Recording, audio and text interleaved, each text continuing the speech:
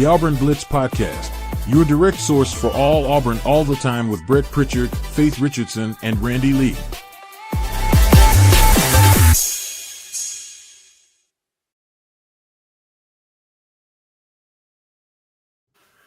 What's up, everybody? Good morning and welcome into the Auburn Blitz Podcast here on this Monday. We're glad that you've joined us wherever it is that you tune us in, whenever it is that you tune us in.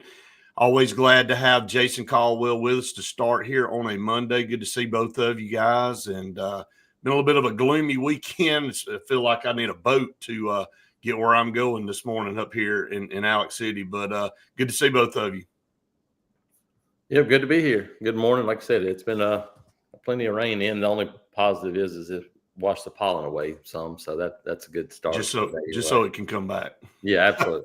Yeah, right. Well, Jason, let's just start. Obviously, things didn't go the way we wanted them to go on Saturday, so I'll just get your thoughts first on that and kind of go around. And Faith, I'll get to you here in just a second. But Jason, your thoughts on how the game went for Saturday?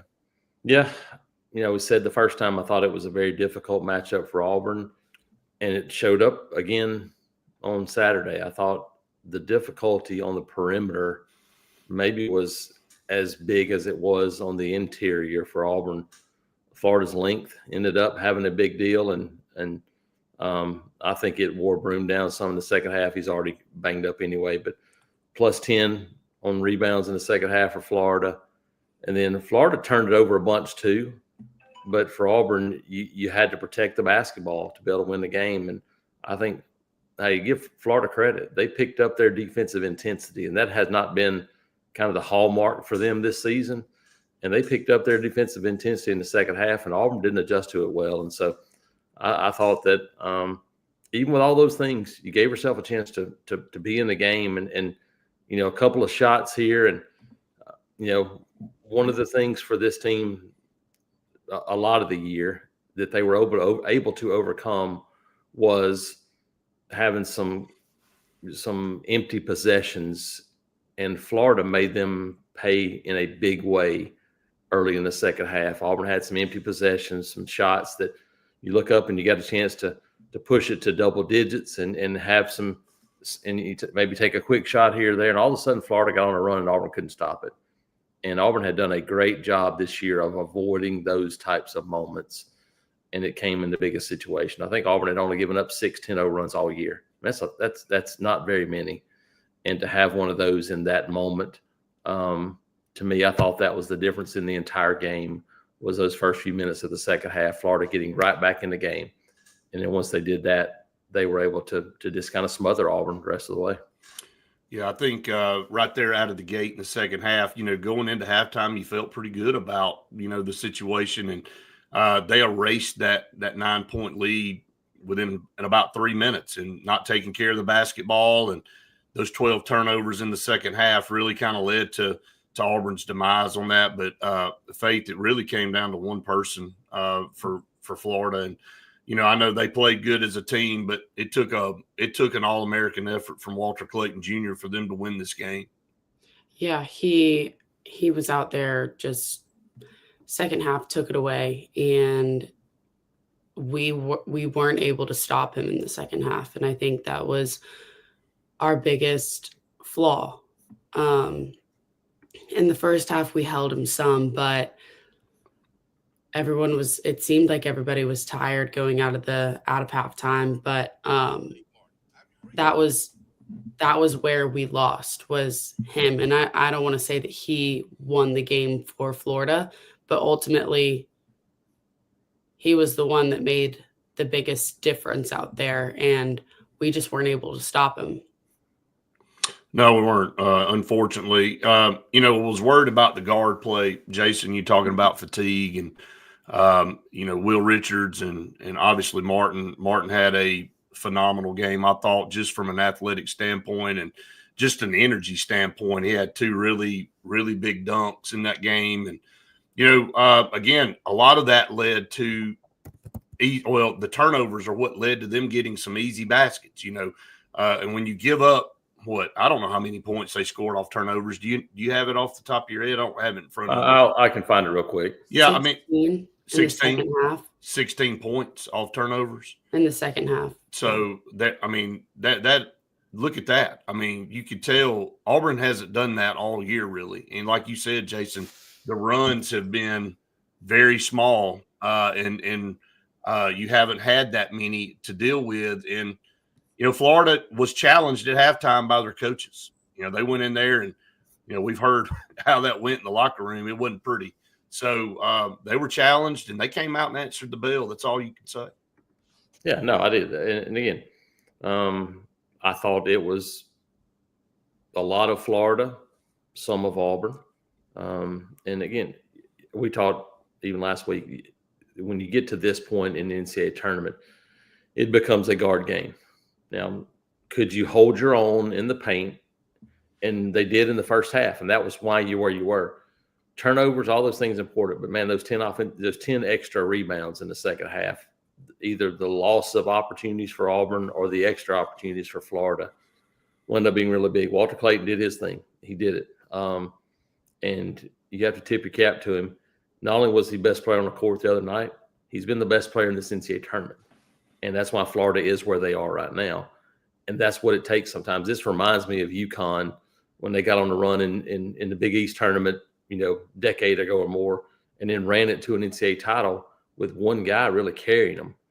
This kind of reminds me of the same thing where you look at it going, man, one guy playing well, especially as a guard, because here's the thing about it, as we saw in the second half, you can either take yourself away or a team can take away a big man if they want to by doing some different things defensively, pressuring the basketball, doing those things.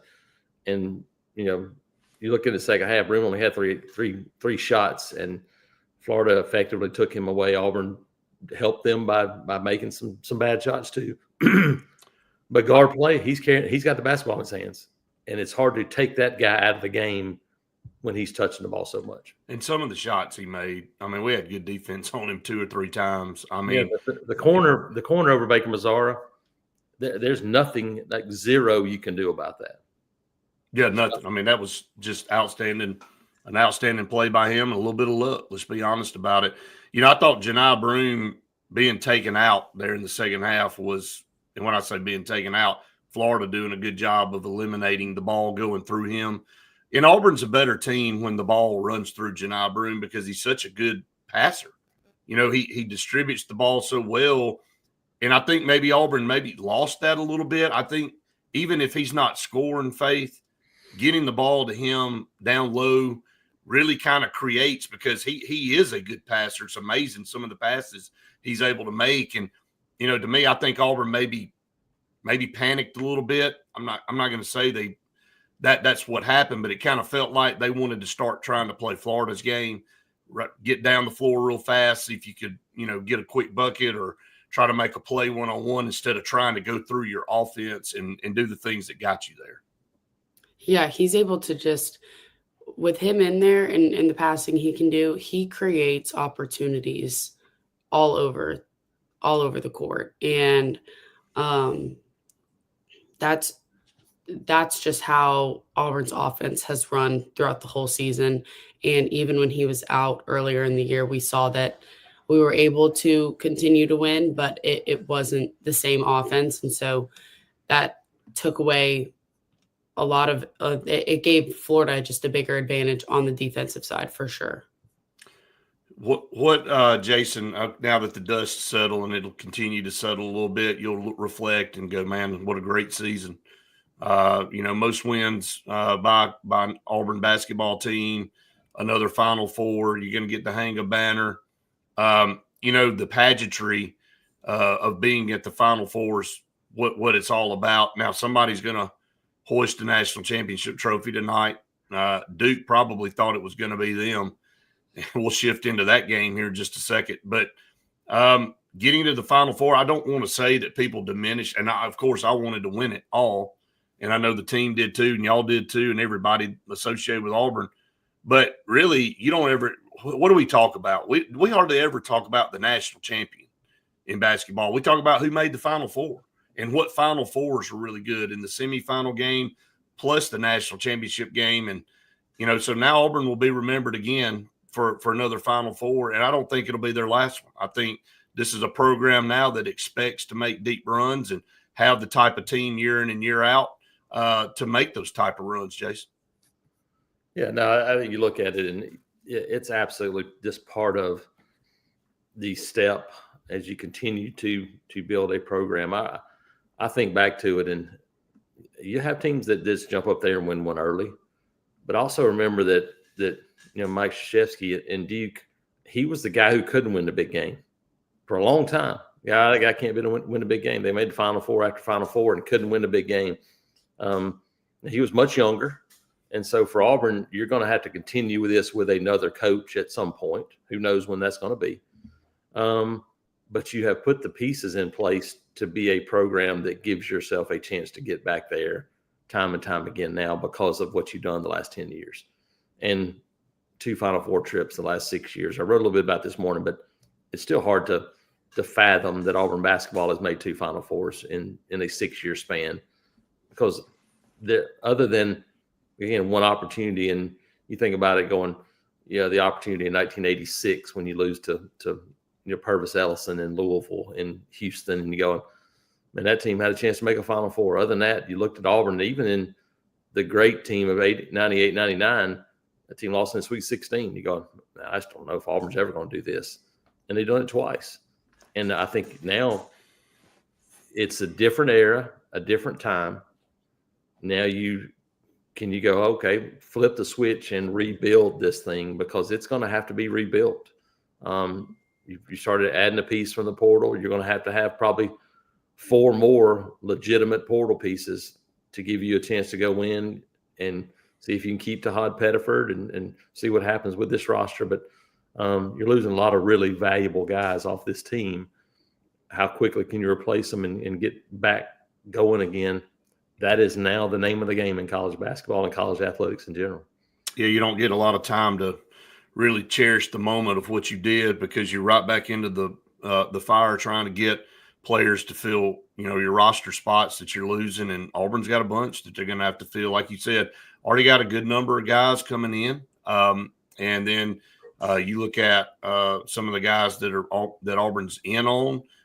You feel kind of good about it, but just a couple of names. Jason Flory Badunga looked like he's probably going to go back to Kansas, and he's already announced it. He's already announced it. So so again, that's a guy that Auburn kind of thought that they might be able to grab, but just didn't work out. So I know that they've got to add a few more pieces. Let's talk about some of the guys on the roster. Like you said, Tahad Pettiford made a comment yesterday at the thing at Neville Arena, said, I hope to be back, and then, you got Chad Baker-Mazar, who's got a chance to come back and it will be welcome back with open arms. And then I think Chaney's situation is a little bit more sketchy. And I think Denver's pretty much decided he's not coming back. So anything else about Jakai or any of these other guys? No, no idea at this point. It'll probably depend on, what it looks like, what kind of deal you get, what kind of deal you have from somewhere else, all those things that again, we've never had to deal with before that now you deal with in this day and age. And that's the thing for Tahad Pettiford. I don't think Tahad Pettiford goes anywhere else. I think it'll just be a matter of, okay, what does it look like from an NBA standpoint? And I don't think he's NBA ready. I think he's a really talented guy. I think he's the most NBA player on this roster, but I don't think it's right now. I think we saw a little bit Saturday night. He's extremely skilled, but I think another year in the weight room to get stronger, to be able to handle the physical side of things will be really valuable for him. And he'll get a chance to run his own show and be at what I think is going to be a 20-point scorer next year if he returns on this Auburn roster. But that'll be a decision he has to make. Chaney Johnson, because of the D2, we've seen somebody else challenge that one, going, look, it shouldn't count because I'm leaving money on the table, and he would too. Again, as much as I would like to see Chaney Johnson back at Auburn, I don't want to keep opening these doors to let guys play 6 or 7 years of college athletics. So we'll see what happens with that. Chad Baker-Mazar is the same thing. I don't know what will happen. He does have a year left. Auburn has already added a junior college commitment from a 6'7" lefty wing, and they've already added a transfer from a 6'7" lefty wing. We'll see if that means that you'll add 3 of those guys. Chad's obviously a guy that's versatile enough to play some different spots, but no matter what now, I think for Auburn, you're looking going, you've got to have, in my opinion, 3 transfer bigs. One of those has to be a big 7-footer guy that can play in probably a true power forward, and then a guy that can do both. And then you're going to have another shooting guard from the portal ranks, in my opinion. So unfortunately for Auburn, those are probably the 4 most expensive guys you can try to add to a basketball roster. And so Yaxel Lindenberg is the one name that's out there from UAB that everybody talks about, and people think he's going to be north of $2 million if he decides to stay in college basketball. Trying to do that and add 7 or 8 or 9 pieces to a roster. See people talking about NIL, and Auburn has NIL money. But again, people like spending other people's money, and that's the case now. Go out and buy those guys. Well, write a check, because there's a lot of people. There's a lot of people that would love to keep spending money, but you have to keep adding to that pot.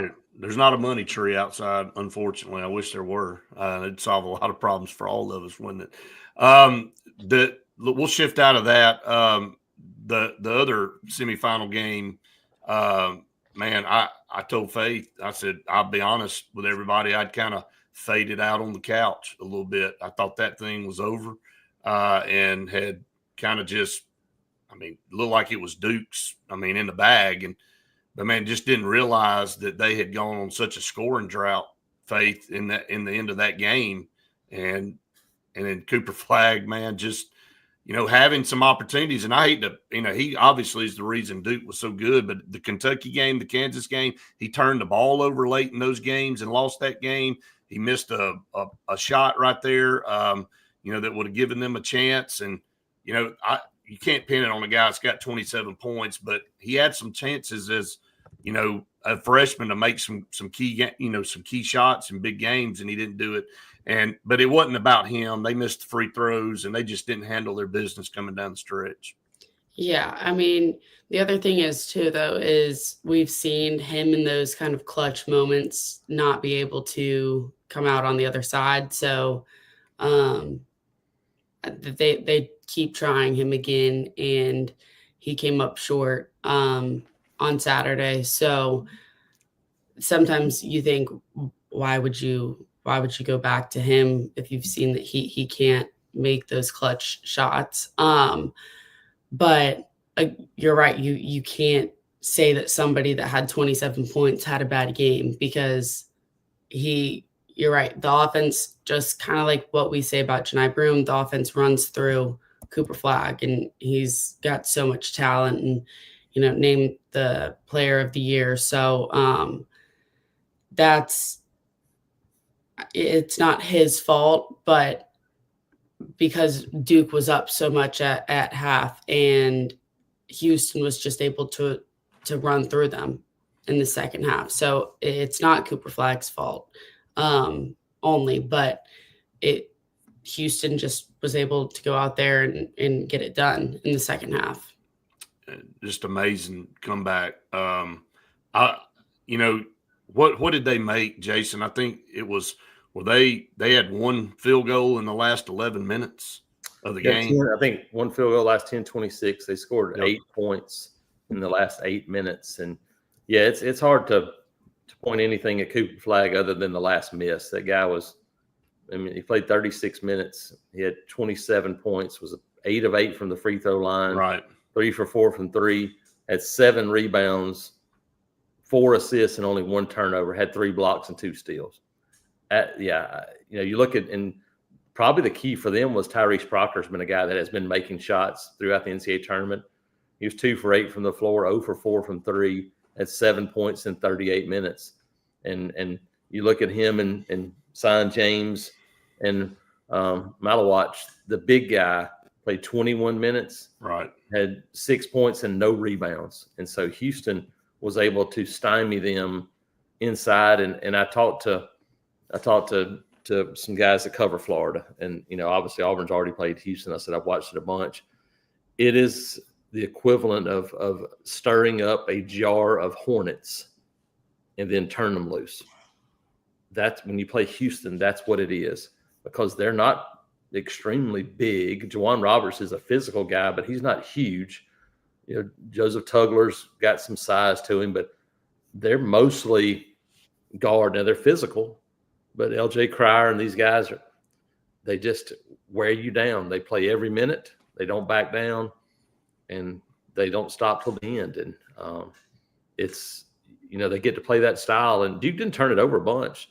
They only had 7 turnovers for the game, but they turned it over a couple of key times in that stretch, and that made the difference. Man, just a terrible collapse. There's nothing else you can say. They had the game won. Probably had already started looking forward to what they were going to do on Monday night, and all of a sudden, like you said, a never die Houston team that made some unreal plays, stolen inbounds pass, kick it out to a 3, and then miss that, and then you get that done. I mean, they just did every single thing that you needed to do right there in the last minute and a half to win a basketball game and steal it away from somebody that had controlled it. So sets up the matchup tonight between Houston and Florida. I felt like it was going to be Auburn and Duke, so much for what I thought. So Houston and Florida in this game. What you like, Jason? I think Florida's the most complete team, but I feel like it's going to be a massive Houston crowd, and they're not it's not a massive fan base. Florida has more fans, and Florida have some there, but I think there's going to be a lot of not wanting the SEC to win this thing too. I think there's going to be a lot of that where the local folks there, they're not going to want to see, an SEC team win. So I think that's going to be some of it too. But I've been on Florida the whole time. I still think Florida's the best team. And I think they're going to win. I think the difference in this one is the 6'10", 6'11", over and over and over again guys you can send to the glass. Houston relies heavily on offensive rebounds, and Florida does a good job of rebounding the basketball. And so if you keep Houston off the offensive glass, you win, and I think Florida can do that. SEC hasn't won a national championship in a while, and Houston's never won one, so there's a good storyline right there. Going to be interesting to see how that plays out. All right, Jason, a few more minutes with you, just kind of rapid pace. Big Cat weekend this weekend, just kind of give everybody an update. Yeah, Parker Pritchett that committed out of the weekend, and guy that kind of we've been pointing to and waiting for a while, offensive lineman from Columbus, Georgia. Actually grew up in Auburn. His older brother played at Auburn High School, and now they're in Columbus now. But just another one of those guys, big body, 6'4", 325 or so. Could probably play tackle, probably inside at guard. And so I think a good pickup. And you just have to continue to add offensive linemen. That's the one part you go like, well, he's not highly rated. I think he'll have a chance to be a 4-star type guy before he's done. But offensive line is developmental position. And so you have to continue to add those guys. And they had a couple more big ones including Wilson Zaire, the younger brother of Killian Zaire that played at Auburn. He's up in Raven Gap in North Georgia. Auburn is one of the schools he's going to visit. So that was one of the guys that was in. And then you had some quarterback, running back, obviously wide receivers with a couple of 5-stars in, and including got local guy there and CD Morgan that was in as well. And so but I think it was a good weekend. They got a chance to hang out, not a massive crowd. And so just to continue to get guys back on campus. And now for most of the guys that were in this past weekend, the next time they'll be back in will be for an official visit sometime between now and the end of June. And this calendar that used to happen in January, then it switched to November and December. Now this is a recruiting calendar that happens in end of April, May, and June. And so we're going to know a whole lot more here in the next 2.5 months. Yeah, everything's a lot different now. I mean, imagine that, things changing in college athletics. Yeah. It seems like it changes every 5 minutes. Before we let you go, Jason, just your thoughts on baseball this weekend. Auburn got a big series win over Alabama. Yep. Went 2 out of 3 at home, and that's, you have to hold serve at home. It doesn't get any easier. Get LSU up next, who's 10-2, and I think 35-6 6 or something like that coming in this weekend. They'll be one of the top 5 teams in the country coming in this weekend. And then after that, you'll go to Texas, who will likely be the number 1 team in the country this week. So that's your next 2 series after you've played already Vandy and you've gone to Georgia. You play the top 10 Alabama at home. Now you'll get a couple of top 5 teams the next 2 weeks and still have road trips to Tennessee and Ole Miss coming up. So that's life in the Southeastern Conference. In most sports, I don't think there's any sport that's as difficult as baseball. You just look at this past weekend, Vandy went to Florida and swept them. Florida's 1-11. The Florida Gators in baseball are 1-11. South Carolina's 2-10, team that's been a perennial College World Series team. It's a tough road in this league, and hold your own. And Auburn was able to do that. Banged up some. See how they're able to get some guys back on the field this weekend. But Tuesday night trip too, go to Georgia Tech, who's number 12 in the country, and so it'll be another challenging week. But that's what you sign up for. Jason, appreciate you, brother, as always, man, starting off the week with us here on Monday. Tell everybody how they can follow you guys over there at 24/7. Yep, check us out, auburnundercover.com, part of the 24/7 network, and find us on YouTube and all the social media platforms there. Got recruiting stories up this morning. Got a little insider on spring football scrimmage. And, this is wraps up spring football this week as well. And then Monday Morning Quarterback, thoughts on basketball. So there's a whole lot going on, so come check it out. Appreciate you, Jason. Thank you so much, buddy. Thank y'all. You have a good day. Yeah, you too, buddy. All right, let's think a little bit of our Faith. We got some sponsors who I'll try not to forget like I did last Monday. We just got rocking and rolling, and I just zoomed on through. Not that I did that on purpose, but you got to help me out a little bit on that when I do dumb stuff. Yeah. All right, it happens too often for me, unfortunately. But Sensa Green, for air that's cool and clean, call them Sensa Green. They are the carrier experts here in the state of Alabama, saving you thousands of dollars on new installs. Again, give them a try. It's about to be summertime. We felt it a little bit this weekend as everybody saw my face. It looked like I sat down on the sun, and I got all the comments from everybody. So, check out Sensa Green. You'll make sure to save a ton of money there on new installs. Scout Program Management, a full construction management firm located in Birmingham, Alabama, that will take you from the pre-construction phase all the way through the finished product. So make sure you call on Scout Program Management. And then Bunkers in downtown Auburn, 50 parking spots right there on West Glen and the parking deck.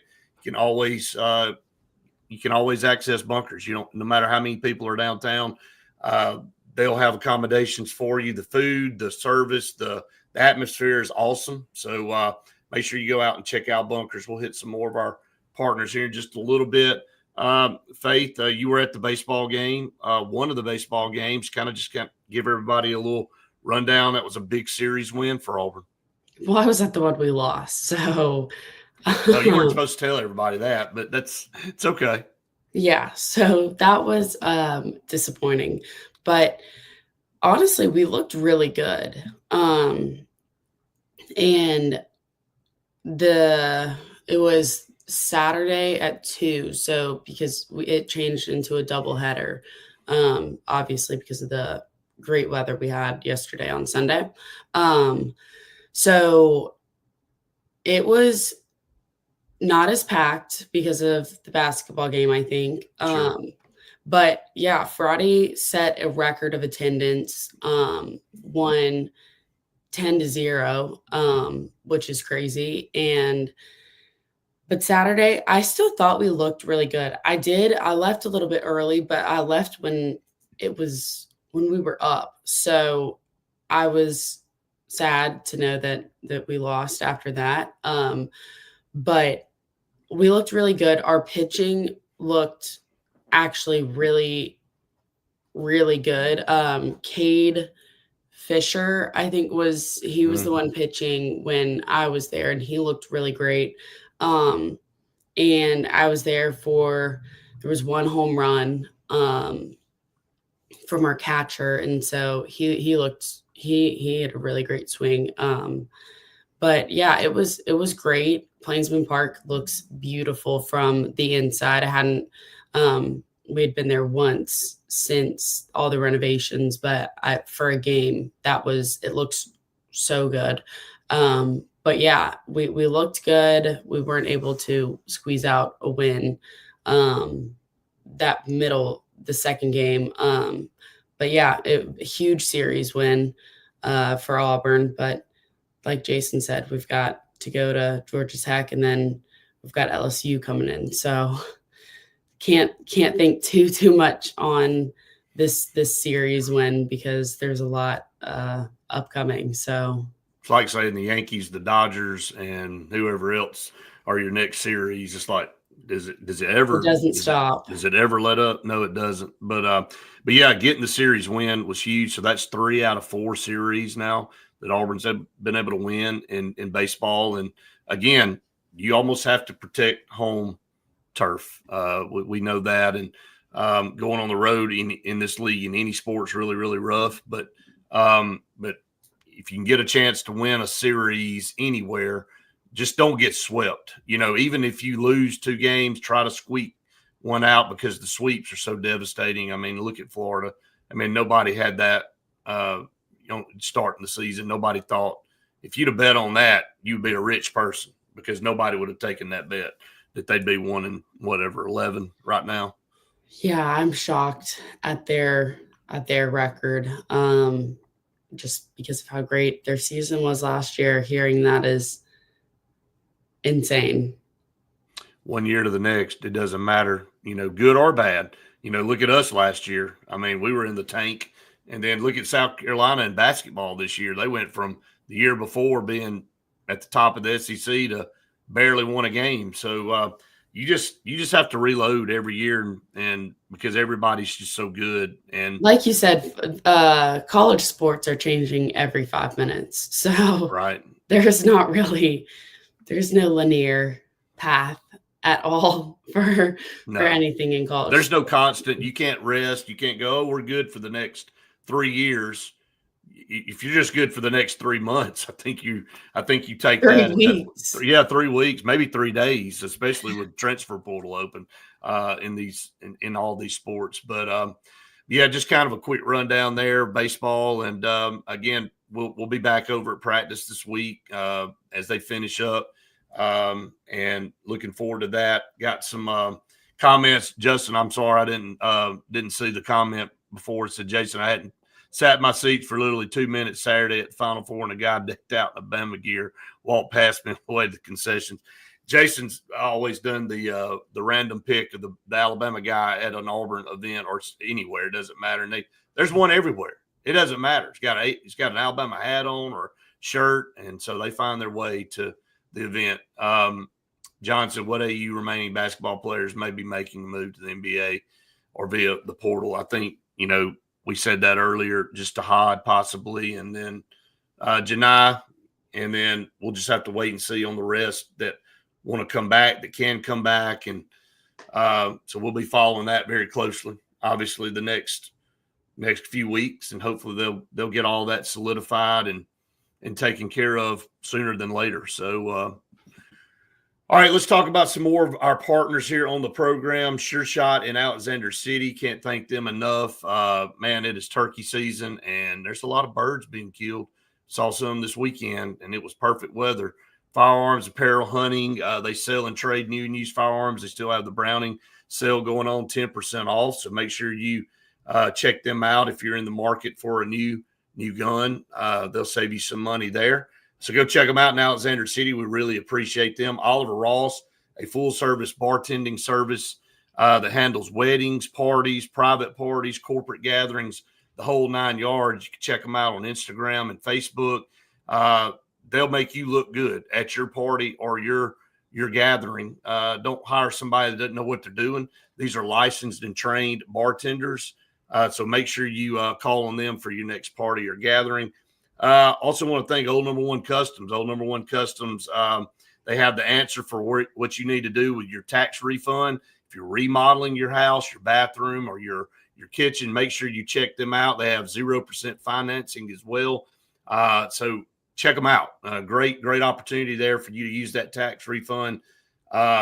to remodel your house, and JFA Blue Plumbing will install the water filter in your house for as low as $15.99. 0% down, 0% APR. You want pure water. You don't want to have to deal with some of that stuff that comes out of the tap. I mean, seriously. So JFA Blue Plumbing will install that Atlas Duo home water filter for you, and your health's what it's all about. All of us. It doesn't matter what we've got going on in the world. If we don't have our health, we don't have anything. So Mark said, as always, fans drive me nuts. So yeah. I have to say, when I went to the baseball game, I know that Justin was talking about at the Final Four, but I will say at the baseball game where I was sitting was with all the Bama fans. And just because that was one of my girlfriends from home, her boyfriend plays for Alabama. So I was sitting with 4 Alabama girls in the Alabama section. And then there was me in my Auburn hat and my Final Four t-shirt. And I was really trying to be so nice because everybody said that yesterday for the Friday night game, the Auburn fans were insane and very, very rude. And so I was really just trying to be, as nice as I could. I wasn't cheering for either teams. I kind of was just sitting there like, this is really great. And I was still getting horrible, horrible looks. People were saying really mean things about Auburn while just looking at me in that section. So yeah, I'm with everybody about how it just drives you nuts. They can't help themselves, can they? They can't do it. They can't do it. I literally was just sitting there, just enjoying the game. I was not even saying anything. And they're just, well, Auburn sucks and this, and this. And I was like, I'm wearing a Final Four shirt. We're going. You guys aren't. Yeah, that's right. That's right. So create your pity party somewhere else because you're just embarrassing yourself. Deaf ears over here, right? Yep. So. Okay. Well, I've got Monday Morning Blues up there because, we wanted to be in the national championship game tonight. But, hey, good run for Auburn. Did real. Final Four, we'll take that. Hey, if you told me we're going to make the Final Four every year, I'm in. I'm taking that all day. So, a lot going on. We're excited about our week. We've got a busy week ahead. So, we'll wrap up here, get things rolling this morning. Again, we'll be back on at lunch today for the Auburn Blitz show from noon to 1. So make sure you tune that in. And Faith and I'll be back tomorrow at 8 o'clock. She'll be back a little bit after 8. She gets to sleep in a little bit later on Tuesdays as Randy gets things started. But she'll be back with me then. And then a lot of other things coming up this week. Got some more interviews that we're going to be doing. Got practice to go to. So excited about the upcoming week. Hopefully it'll be a lot better than this weekend. That's all I'm going to say. I'm not going to go into details. My interview with Cooper, go watch it after this. Right. It was great talking to him. He had a great weekend himself. So had a real good play at first base where he made a catch and then made an acrobatic catch and then stepped on the bag. I mean, just an unbelievable play there. Yeah. So yeah. Everybody can check it out. Yeah, go check out Faith's first installment of On the Front Row. And gymnastics. Sorry, just no. Go ahead. A little preview for everybody. Gymnastics got third to finish up their season in the NCAA tournament. Barely got edged out by Missouri. Barely by 1/10 of a point. So, man. Bummer, but they had a great season throughout the year. So it is everybody's exciting. Really yeah, we've got, if anyone you watch gymnastics, but we've got a nice gymnastics interview coming up this week too. So yeah, we've got a lot of fun things happening. Lots of good stuff. Yeah, I'm putting this weekend in the review mirror, man. Yep. All the way around. So, now you just have to look forward to 8A and Big Cat and all that good stuff. Put it behind. It's going to be the best day ever. There you go. You said it.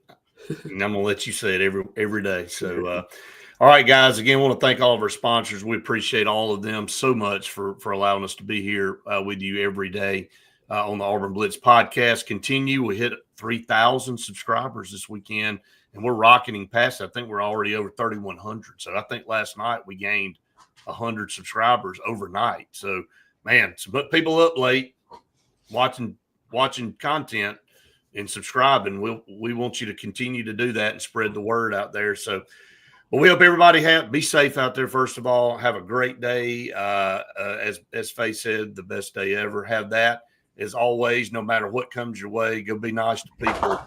And a big O. War Eagle.